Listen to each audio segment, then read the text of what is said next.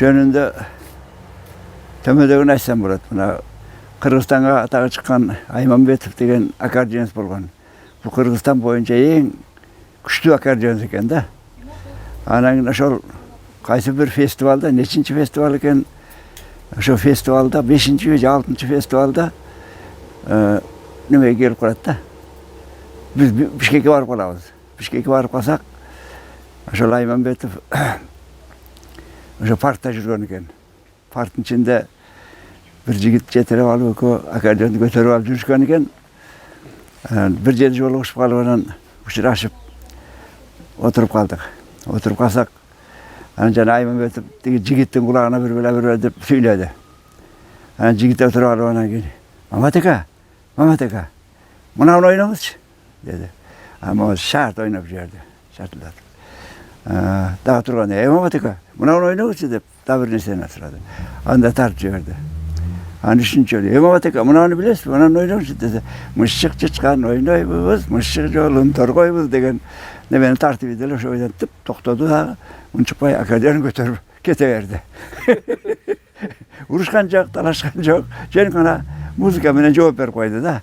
Ушундай таланты бар эле да, аябай күчтүү киши эле. Арзып келип, алыс жактан акмалап, адашпастан саяпкерин тапты бейм. Саяпкери даана байкап тулпарын, музыкадан азык берип бакты бейм. Тапка келип, ал тулпары жетилип, тулпарлардан алга чыгып чапты бейм. Алга кетти, мезгилинен озунуп, артка таштап нечен деген тулпарды, саяпкери төп келишсе тулпарга, алга озбогон, артта калган тулпар. Күнөөсү болуп турган Мамат ака рамалыкка кайрыла турган болчу болсок, жөндөн жөн эле мына өкмөт, мына акимдик, Өзгөн район акимдиги, Алга совхозунун жетекчилери бекерден бекер эле ушул чоң килейген зданияга Мамат Оморов атындагы элдик филармония калтырыптыр. Жеке эмгек эмес, ал киши биринчи жолу устат болуп кыргыздын музыкасынын цивилизацияга жол кадам шилтөөдө аккордеон боюнча көп шакирттерди, окуучуларын окутту. Ушул жерде токот эрежерин айтсак, ошол 60-жылдары эч ким аккордеон менен чыгып ырдап көргөн эмес. Мына жалпы кыргыз эли дагы айтып жүрүшөт, мен мага чейин комуз чертип эле ырдап келгенмин. Ушул Мамат аканы ээрчип биринчи жолу аккордеон деген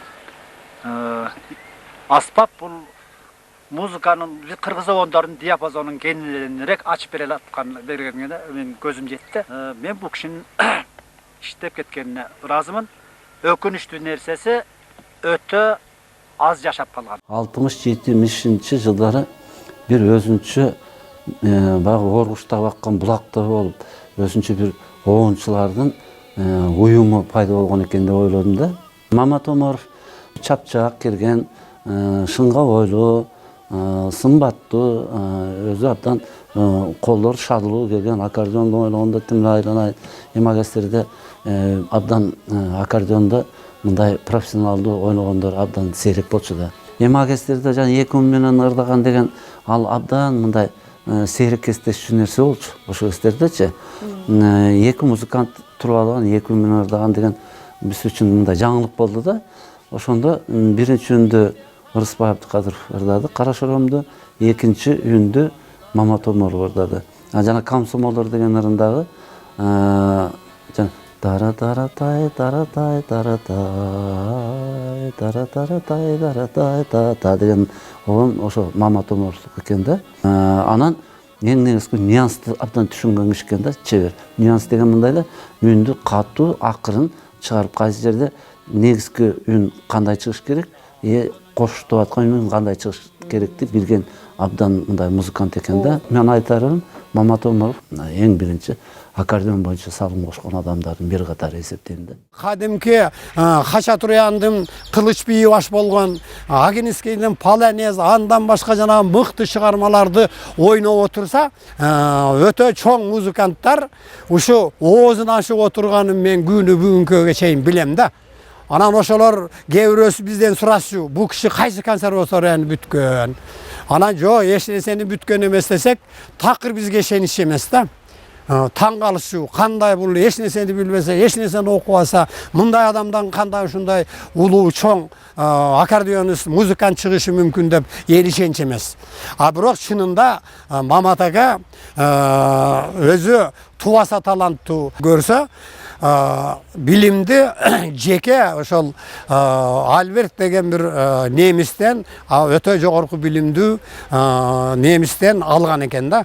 Эми кийин сураштырып көрсөк, ал Мамат ага жанагы музыкалык билимди теориясынан баштап окуткан экен ал киши. Теориядан, анан кийин практика алып, аккордеонду ойногонго үйрөтүп, анан ошону менен Мамат ага ошо жанагы мыкты билип калып. Бұл киши алы бери биздин кыргыз калкында изилденелек бир чамаданда жаткан, сандыкта жаткан алтын.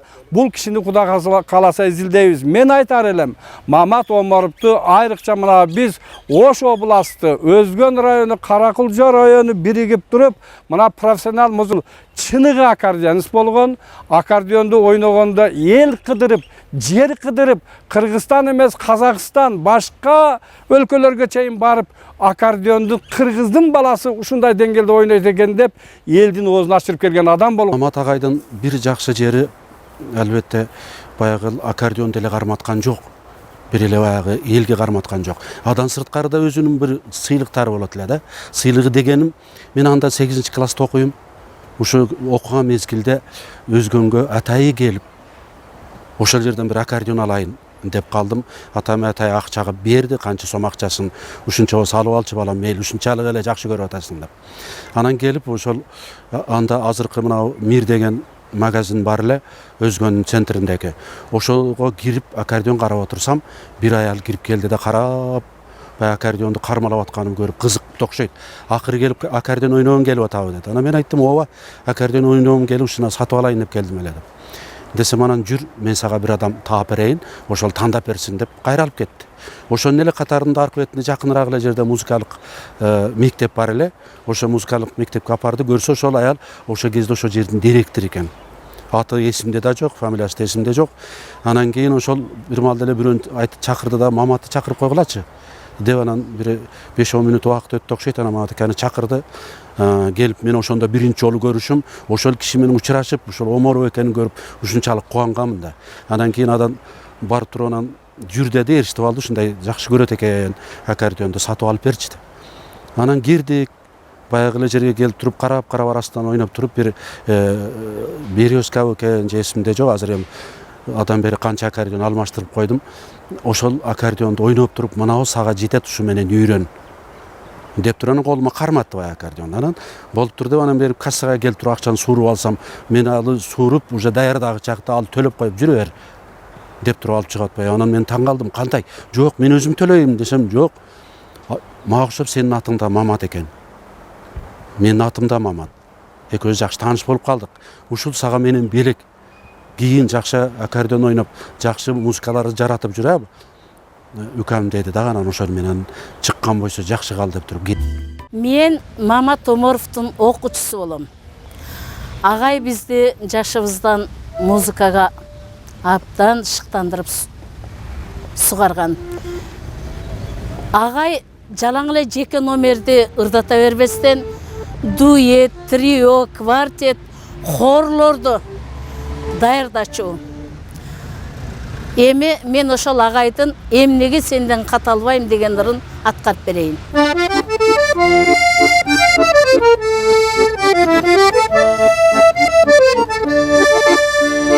Сенсиз мен көңүл ачы, сенден кат албайм.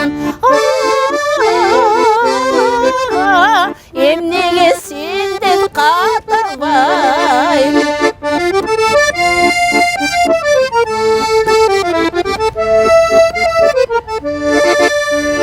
İştesem işten bassangdayla, hiç kuyup tınçıp jat albayım. Geçige çok gelmestem da, emnege senden kat albayım. Emnege senden kat albayım.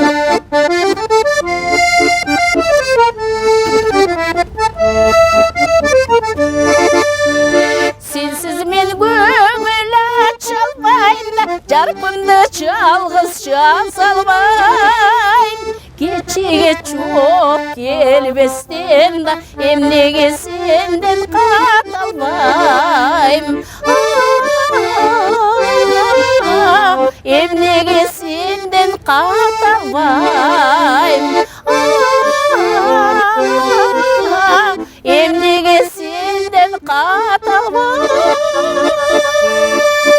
Убагында Мамат Омаров агабыз Кыргыз ССРинин эмгек сиңирген артисти, алтын медалдын ээси, ошол элибизге эмгек сиңирген бир топ эмгектери менен ушу бүгүнкү күнгө чейин эл оозунан түшпөй келет. Өз өтсө дагы ол кишинин өнөрү биз үчүн дайым сакталат, өчпөйт, дайым эстеп, колдон келишинче биз даңазалоого аракетибизди жасап жүрөбүз, дагы эле жасай бермекчибиз. Biz Aysalkın Ököz Agay менен 6 класста таанышып, 6 класстан бери агайдын сабагын алып, ошо кишинин тарбия таалимин алганбыз. Мектепти бүткөндөн кийин ошол агайда филармонияда иштейбиз деп эле Өкөздөн калганбыз ошол жерге. Биз катышып жүрүп агай менен өздүк көркөм чыгармачылык кружогу кезинде. Анан филармония деген наамды агай шунчалык эмгеги менен жеңип алды. Эрте өтүп кеткен өкүнүчтүү болду. Бул Мамат агайга окшогон асыл адамдардын өрнөктүү өмүрү эч качан унутулбайт. Муну биз кийинки муундар унутууга эч акы. Мамат аканын таасири аябай жакшы болчу убагында. Ошол киши болгондо азыр көп жаштар астыга чыкмак. Ошол малдачы трактор айдайт элем. Атайын чакырат болчу, ал кишичи мында үн бар деп. Мисалы үчүн 2 жыл өттү, 2 жылдан кийин өткөндөн бизди даярдап бүткөндөн кийинки жаштарды тартат эле да. Бирок ушул малга чейин ушундай музыканттарды ич көрө элекмин. Айды карай, күндү карай барышкан, жылдыздарга кызыл желек сайышкан, космонавттар эң биринчи талимден, жөп жөнөккөй мугалимден алышкан.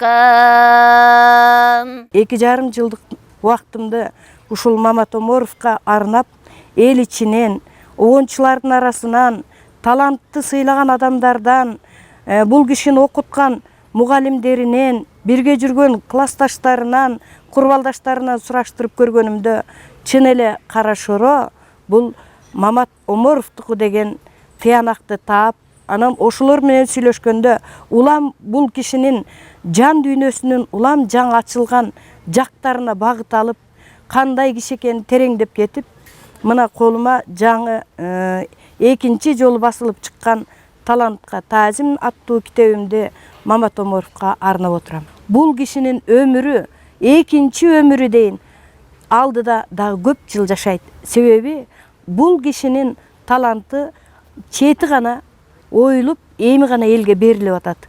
Анткени Ырыспай Абдкадыровдай музыканын пирин тарбиялап өстүргөн ушул Мамат Омаров болчу.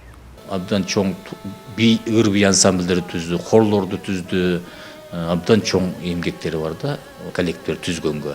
Андан кийин Каракылжа району өзүнчө болуп калгандан кийин Каракылжа районуна алып барып чакырып алып барышып, ошол жерде үй берип, ошол жерден Каракылжа районунун дагы жанагы Тоо булагы ыр-бий ансамблин түзгөнгө бул Мамат Омаровдун өтө чоң эмгеги бар.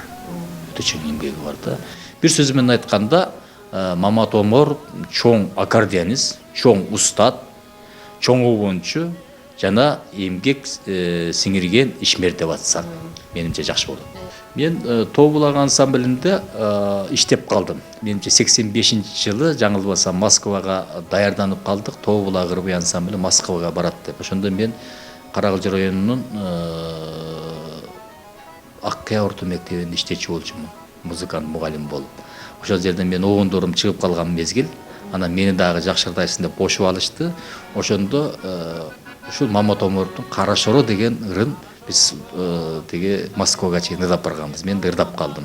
Кара Шоро, жер соросу, көз алдыңа тартылат. Бир көргөн соң көккө чейин жакшы келес калтырат. Бир көргөн соң көккө чейин жакшы келес калтырат.